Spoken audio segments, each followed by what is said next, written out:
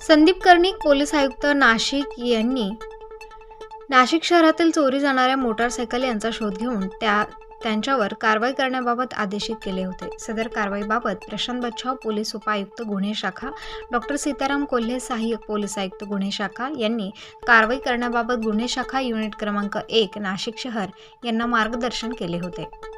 त्या अनुषंगाने गुन्हे शाखा युनिट क्रमांक 1 कडील पोलीस अधिकारी व अंमलदार हे मोटारसायकल चोरीच्या गुन्ह्यातील आरोपी यांचा शोध घेत असताना पोलीस हवालदार प्रदीप महस्ते यांना गुप्त बातमीदार यांच्या मार्फतीने बातमी मिळाली की एक इसम ज्याने अंगात निळ्या रंगाचा शर्ट व ग्रे रंगाची जीन्स पॅन्ट घातली आहे अशा वर्णनाच्या इसमाने मोटारसायकल चोरी केलेली असून तो त्र्यंबकेश्वर परिसरात फिरत असल्याची माहिती मिळाली।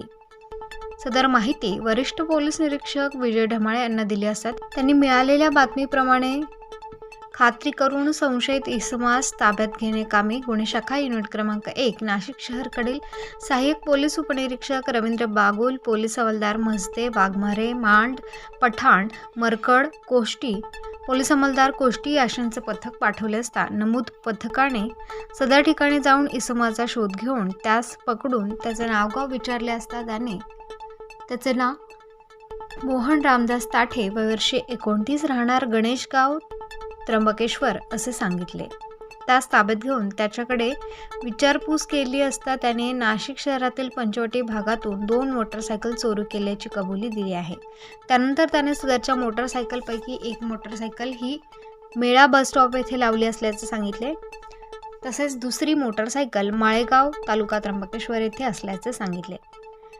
त्यानंतर त्या सदर ठिकाणी घेऊन जाऊन त्याने दाखवलेल्या ठिकाणाहून 2 हिरो होंडा कंपनीच्या मोटारसायकल आरोपी त्याने काढून दिल्याने त्या जप्त करण्यात आल्या। आरोपीकडून एकूण 1 लाख रुपये किमतीच्या 2 हिरो होंडा मोटारसायकल जप्त करून पंचवटी पोलीस स्टेशन येथे गुन्हा रजिस्टर करण्यात आला आहे।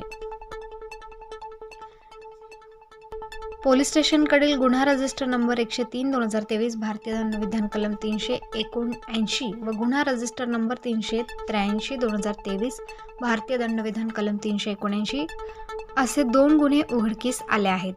तरी सदर आरोपीस जप्त मुद्देमालासह पुढील कारवाई कामी पंचवटी पोलीस ठाणे येथे हजर करण्यात आले आहे।